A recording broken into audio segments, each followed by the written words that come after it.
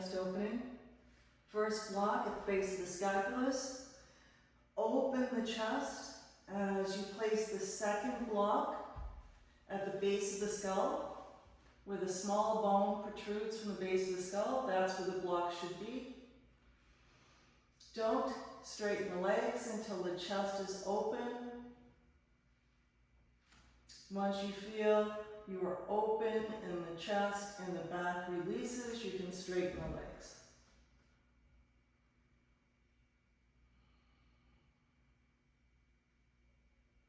And just proceed to breathe in and out, slowly and deeply, using the exhalations to release the tension that may be held in the body.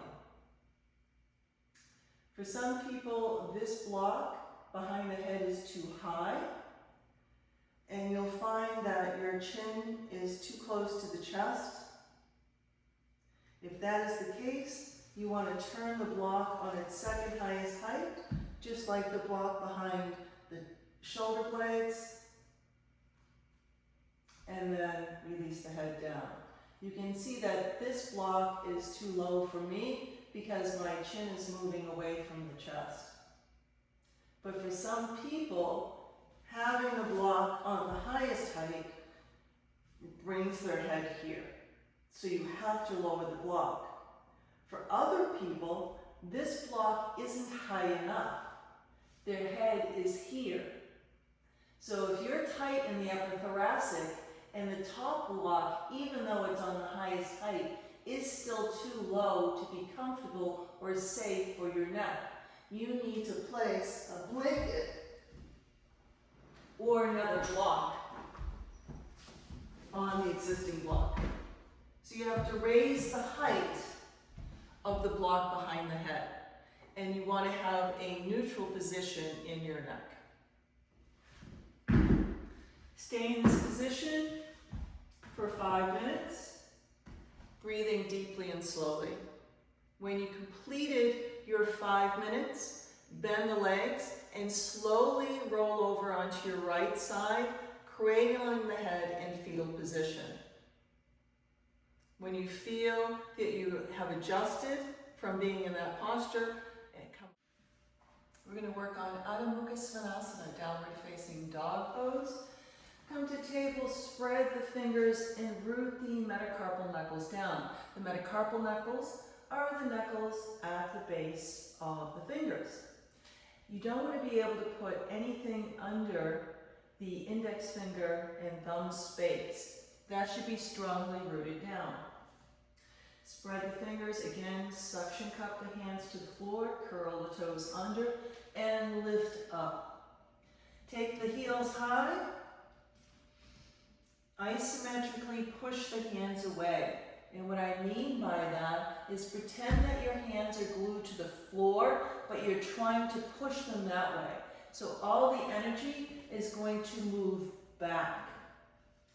From here, stretch the inner heels back and down. Continue to push the hands isometrically away, and at the same time, draw the hips back. Press the thigh bones back. Keep the arms straight.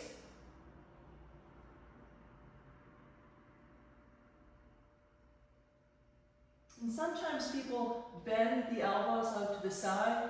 You really want to hug the inner elbows in towards each other as you extend back into downward facing dog. And then slowly, mindfully come down. We're going to work on puppy pose. Curl the toes under and stretch the hands out in front of you, creating length in the spine, and then release the head down.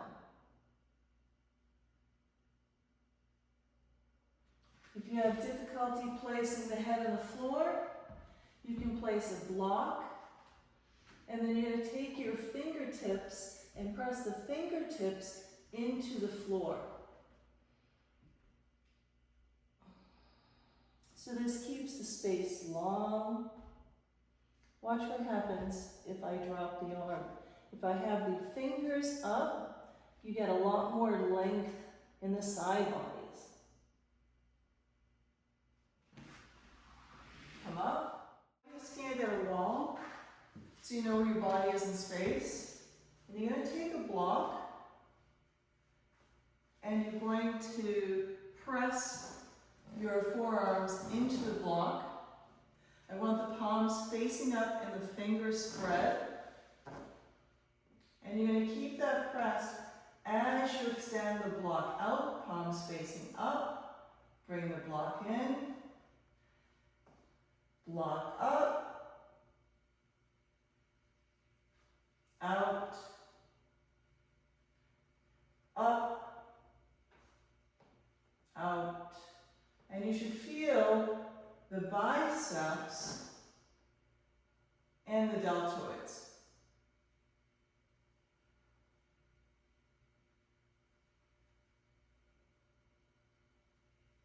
Keeping the palms facing up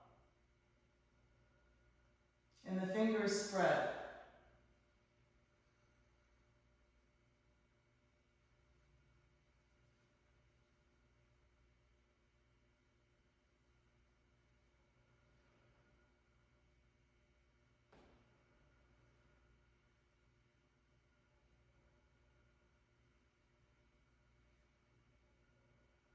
And release. We're going to come into the dreaded wall quad stretch or runner stretch. I'm going to fold down and we're going to lift the right leg up. We're going to take the entire shin to the wall. What you want to be is on the flesh above the patella, not on the bone itself. If you are tight in the quadriceps and you're not able to do that, please place a blanket underneath your knee. You can use blocks to help you come up. And you want to move the foot slightly out to the outside of the hip. The hands should be on the hips, not the knee. Variations where you could take the whole body onto the wall, hold the elbows, and take the arms up. You can also extend the arms. Breathe.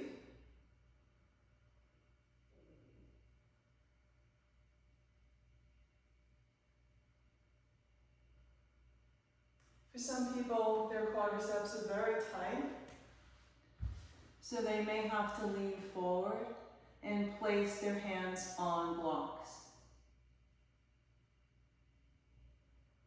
Some people find this even this challenging, so bring the opposite leg down. The more you're up, the more you'll stretch the quad. Zip.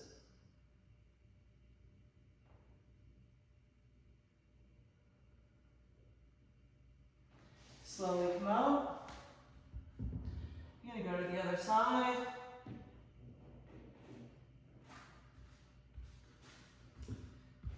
Either stay here or bring the opposite leg forward. Bring the bottom to the wall. If you're able, have the foot slightly to the outside of the hip. Interlace the arms, come up holding the elbows, or taking the arms straight up in Urdhva-hasana.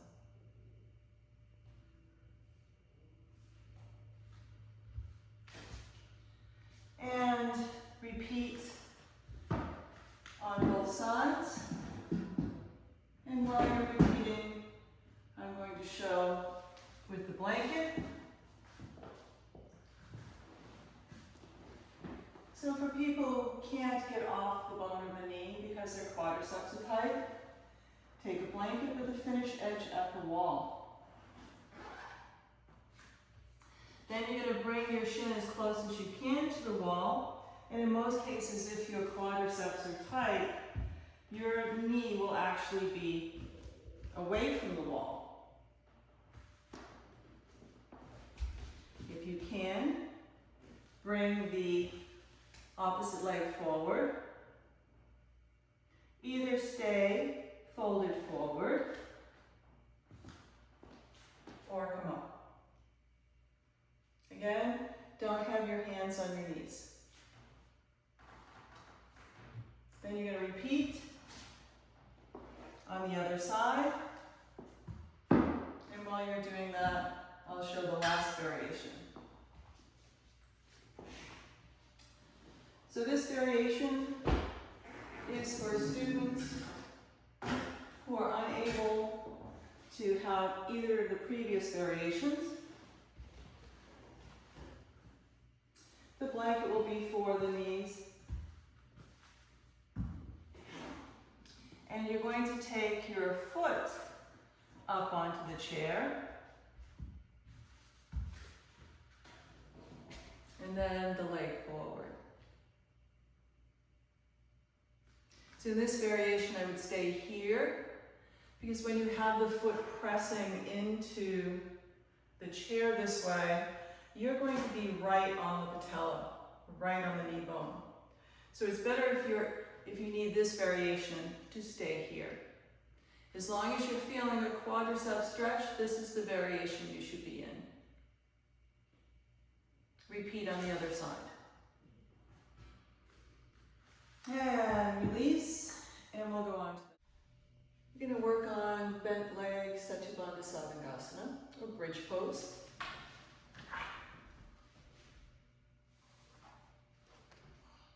So we're going to start legs bent, feet pressing into the floor, and have the feet close to the buttocks.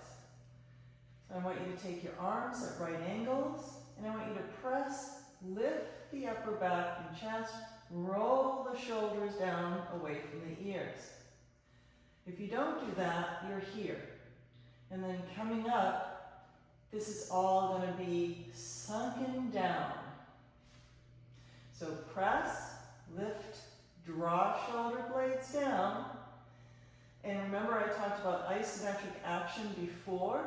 I want you to pretend your feet are glued to the floor, and as you lift the hips, I want you to push the feet away. So remember, your feet are glued to the floor.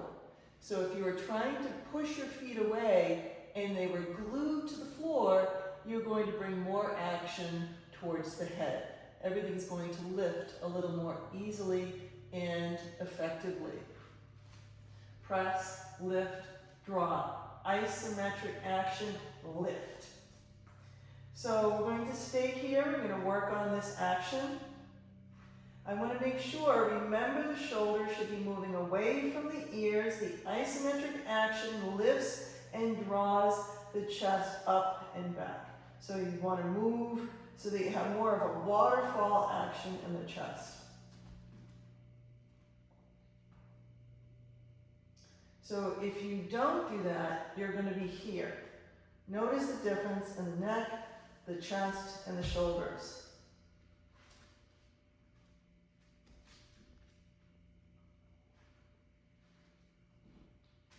You can walk the feet in and lift more.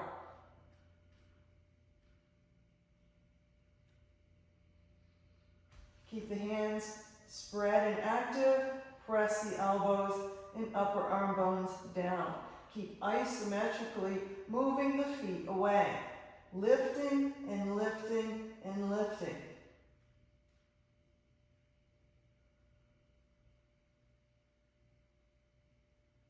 The longer you stay here, the more you'll be able to lift.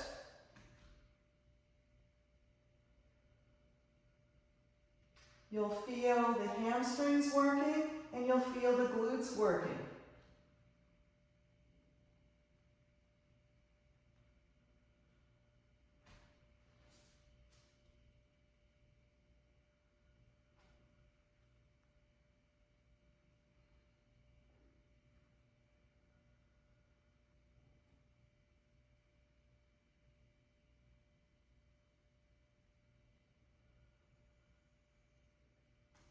This action is very important for being able to practice back bends. Being able to activate the back body.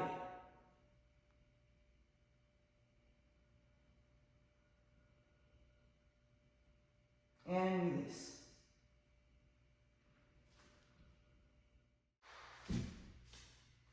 Going to work on standing quad stretch.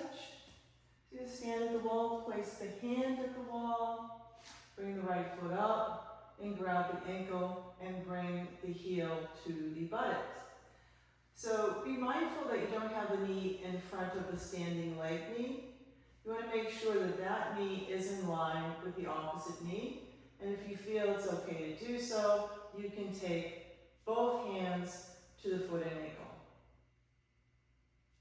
And then repeat on the other side. Pressing the hand into the wall, standing down on the right foot, grabbing the ankle of the opposite leg, and bring that heel to the buttocks. And if you feel stable, use both hands to do so. And then repeat again on both sides. I'm going to do a standing wall variation of Natarajasana or dancer's pose.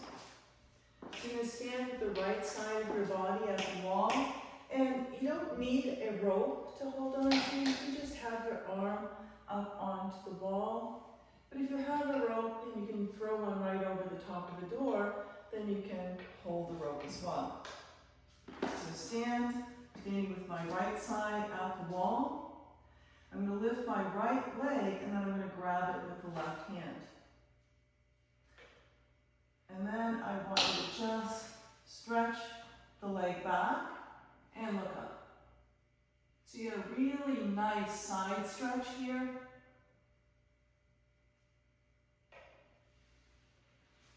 And go to the other side. Again, taking the left leg up now, holding it with the right hand. So you have a nice rotation in the spine. Stretch that leg back. Now what I want you to do is to press that foot into the hand. So you can really start to feel a deep, wonderful stretch in the spine. Lift the head, stretch, stretch, stretch. And I want you to repeat on the other side. Now I'm going to show another variation if you have a rope at home.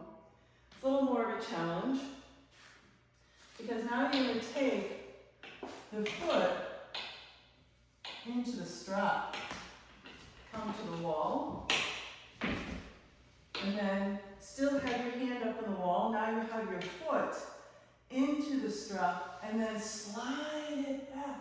Oh, slide it back.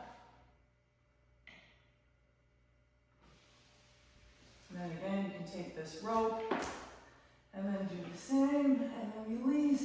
How far can you stretch that foot? And go to the other side. One side may be more of a challenge than the other. You have a little more tightness. Finding the rope and that tight side is fun. There we go. Standing up. And then stretching that leg back. You can turn the hand here to help with the external rotation. And then, oh.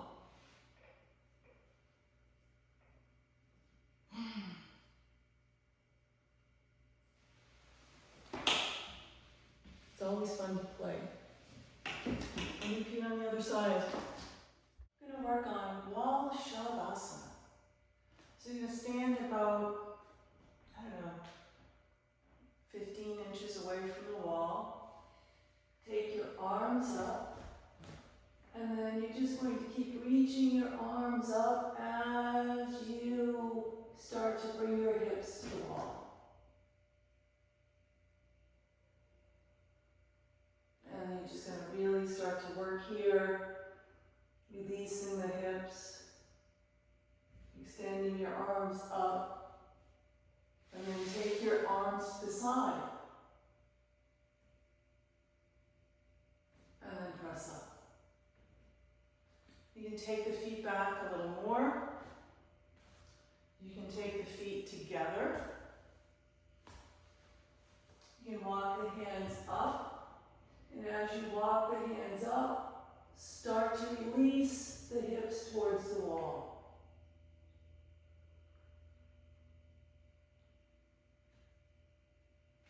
Bring your hands by the side.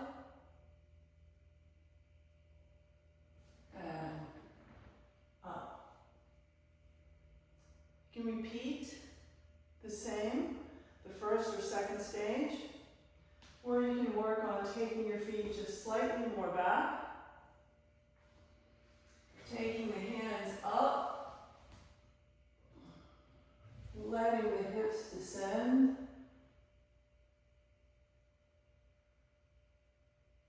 You can take the arms back.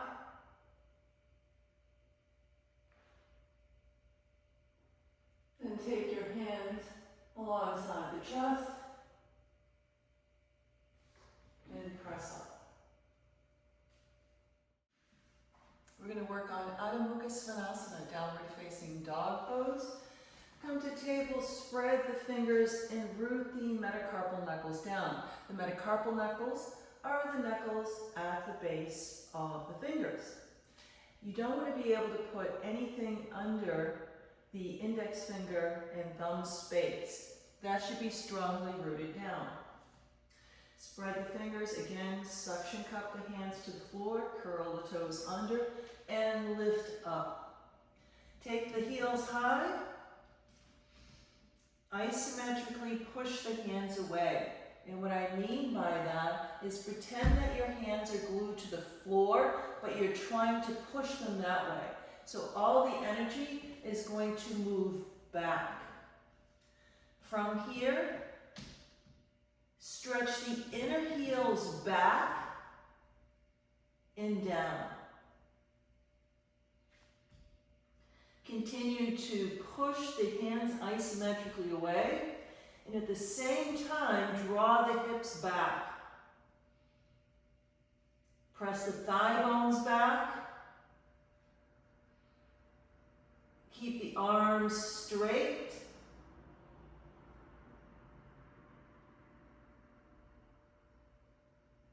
And sometimes people bend the elbows out to the side. You really want to hug the inner elbows in towards each other as you extend back into downward facing dog. And then slowly, mindfully come down. We're going to work on Dhanurasana using a bolster. So you're going to put the frontal hip bones, the bones right here in the front, right on the edge of the bolster. So here are my frontal hip bones, here's the bolster. And then I'm going to bend the right leg, roll over. Bend the left. Now from here, I'm going to push my feet into my hands to open the chest.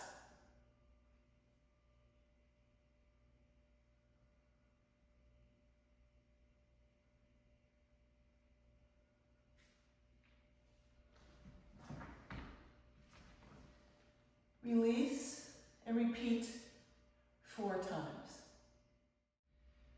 This is another variation of supported Dhanurasana using 2 blocks. As you can see the setup here. It's not one of my favorite because I feel the hardness of the upper block is uncomfortable on my ribs, but I'll show the variation it's worth playing with.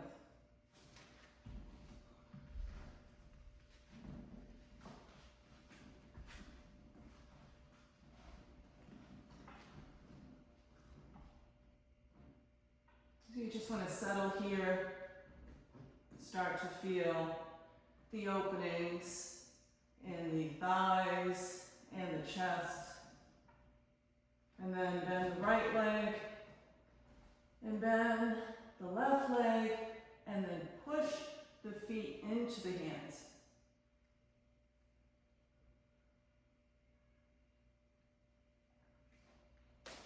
And release.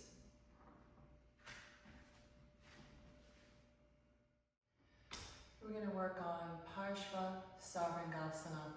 So we're going to use a chair, a bolster, a blanket. Usually in chair Sarvangasana, I don't use a mat underneath the chair, but it's important that as I move into side or Parsva, that the chair doesn't move. So you throw your legs up on top of the chair. Don't grip them too tightly. As you start to descend, the legs start to release a bit. So you want to lift the chest, and just descend down.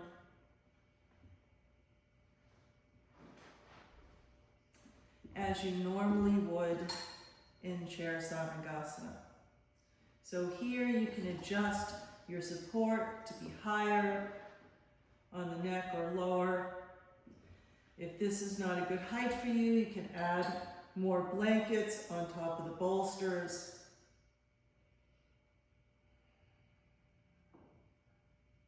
And just let your body receive this part of the pose, the beginning part of the pose. I'm letting my lower back release. I'm letting my shoulders descend. And then here is chair Sarvangasana. You're holding on to the sides of the chairs in my hands.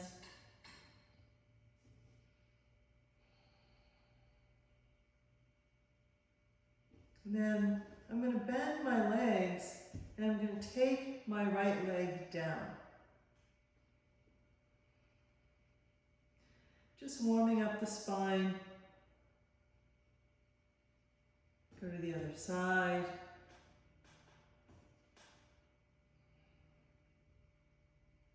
And do this a couple of times.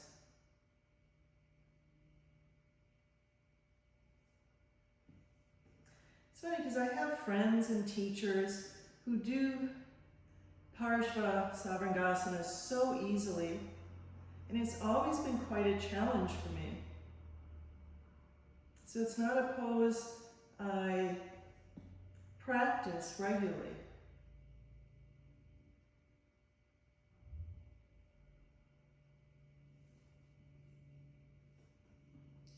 So I'm going to scooch over now to the right. I'm going to hold on to the chair, and now I'm going to take my left leg and descend down. And then I'll let the right leg follow. And then I'll straighten my legs.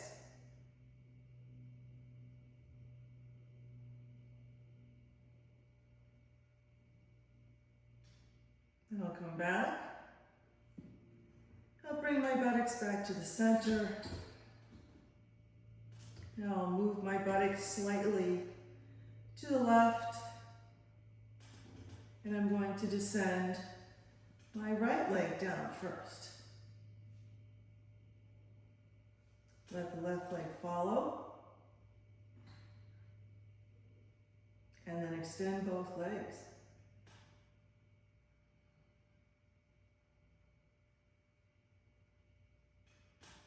And then come back up.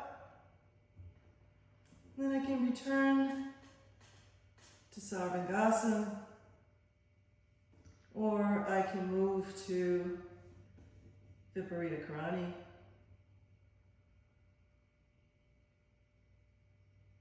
And then when I'm ready to come down, I bend the legs, place the feet onto the chair seat, and here's the fun part.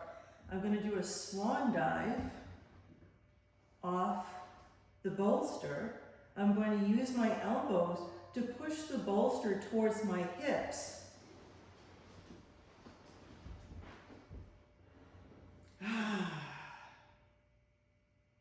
And then release into this lovely chair-supported, restorative pose.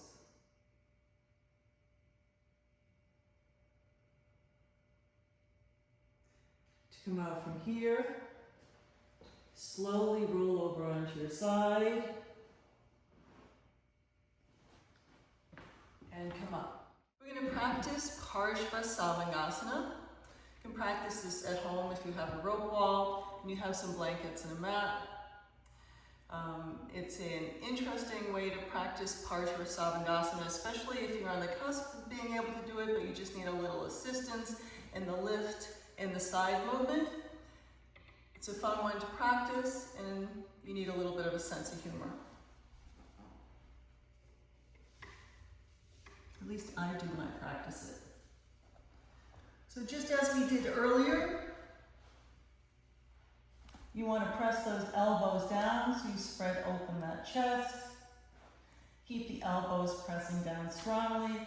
Place both feet into the rope. You're going to press the feet into the rope and lift up. Place your hands underneath. Lift that chest.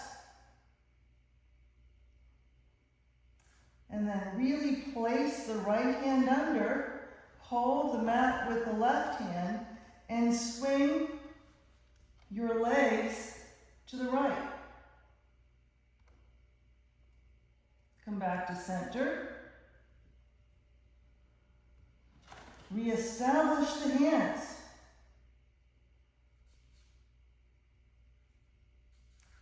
Then you're going to hold the mat with your right and swing the legs to the left. Come back to center. Place your hands underneath. Breathe. Smile. Repeat. And release.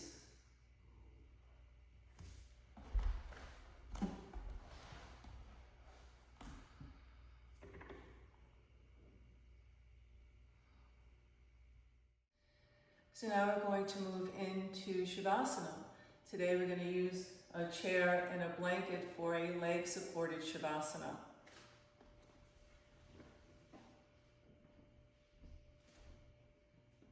So again, I want to press my elbows into the floor to lift and spread the chest, because you're not able to breathe effectively and efficiently if your chest is sunken.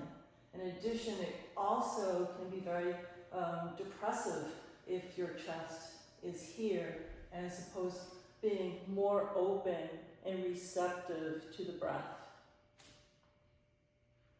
So I'm going to place my legs onto the chair in the pit of the knee. So I want the front of the chair to be into the pit of my knee. Then I want to take my hands down about 25, 30 degrees away from my hips. From here, I want to press my calves into the chair to lift my hips and lengthen. I'm going to hold this for just a moment. And now, I want to press the calves into the chair, but I want a traction. Keep pressing the calves into the chair and just let the buttocks descend, and you're going to feel traction in the lumbar spine. And maybe you'll just hang here depending on how long your thigh bones are. Maybe you're hanging in traction and in space, which is quite wonderful. You'll do that for a moment or two, and then you'll completely release. Adjust the shoulders again, adjust the hips, and just let your legs go out to the side now. If you're cold, you can use a blanket or a bolster for a weight on your hips, and a blanket for both weight and warmth.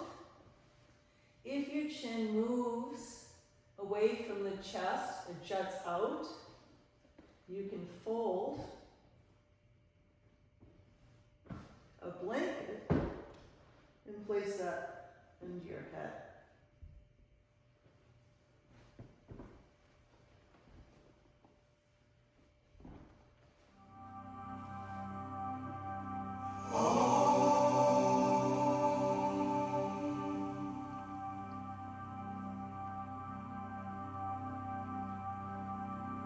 Oh.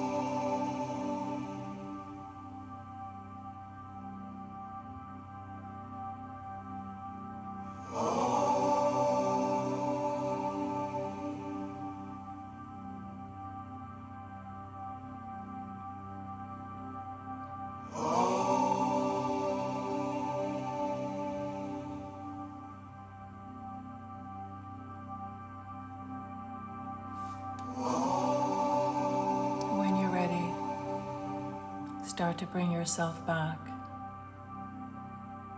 and wiggle your fingers and your toes and roll over onto your right side in fetal position, cradling your head.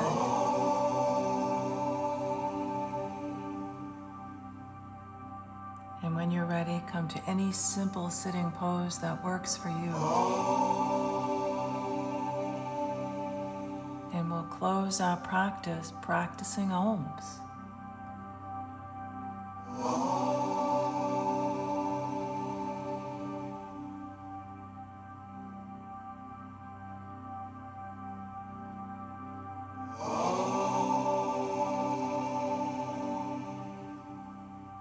Namaste.